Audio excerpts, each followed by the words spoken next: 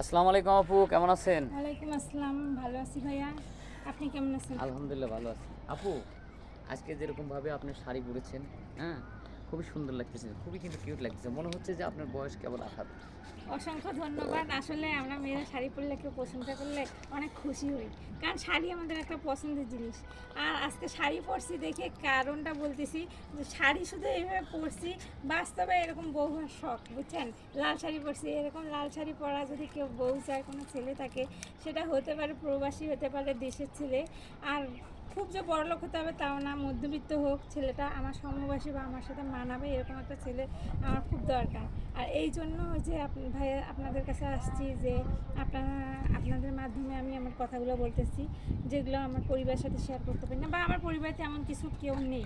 আর আমার নামটা আমি পরিচয় দিইনি, আমার নাম হচ্ছে পিঙ্কি, আমার জেলা বগুড়া। আর আমার পৃথিবীতে শুধু মা বেঁচে আছে, আর কেউ নেই, কেউ থেকেও নেই। সব আত্মীয় স্বজনের পরিচয় দিয়ে লাভ নেই।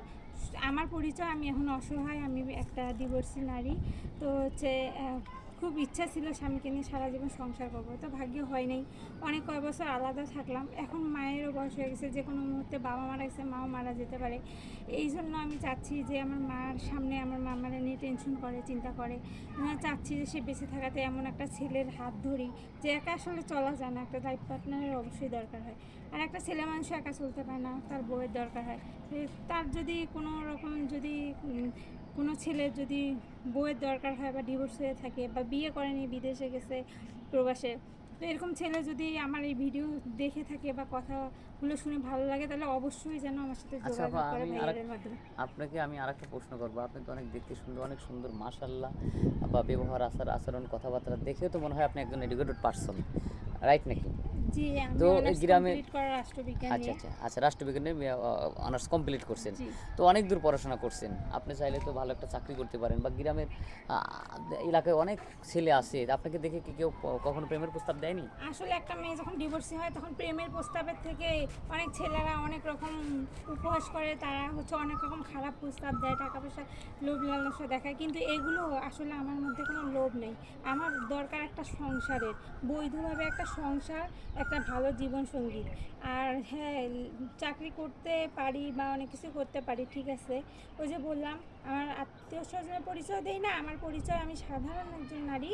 কিন্তু চাকরি করতে গেলেও একটা মেয়ে যখন এক সুন্দর থাকে বা একা ডিভোর্সি শুনে, তখন ওই ছেলেটাকে, মেয়েটাকে কিন্তু বিয়ে না, মানে বিভিন্নভাবে ক্ষতি করার চিন্তা করে।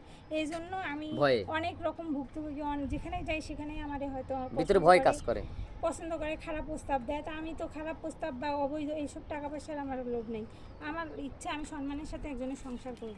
এই জন্য আপনার ভয় কাজ করে যে জি। কোথাও গেলে কি হয় না হয়, এই জন্য আপনি চাকরি বাকরি করেন না, তাই না? হ্যাঁ। যাক, অসংখ্য ধন্যবাদ। আর আমরা প্রশ্ন করব না, আপনাকে বিভ্রান্তির সৃষ্টি করব না। শেষবারের মতো একটা কথা বলবো, আপনি তো, আমি শুনছি গত ভিডিওতে শুনছি যে আপনার কোনো ফোন নাম্বার নাই।